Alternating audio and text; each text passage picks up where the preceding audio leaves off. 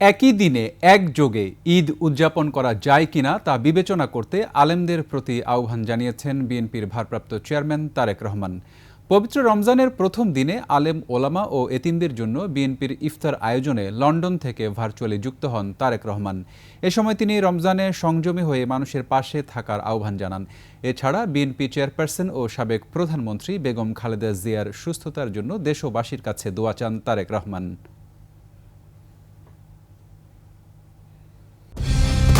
Colour expert, জর্জ স্যাপ এবং মাইল্ড অন হ্যান্ডস টেকনোলজি সমৃদ্ধ অরিক্স ক্রিস্টাল ওয়াশ আপনার লন্ড্রি এক্সপার্ট।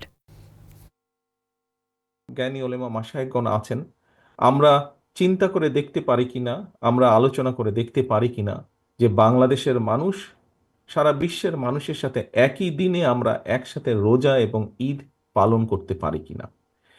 বিজ্ঞানের যুগে এটি করা সম্ভব কিনা, কোনো উপায় আছে কিনা, এই বিষয়টি আপনাদেরকে আমি চিন্তা করার জন্য অনুরোধ করব।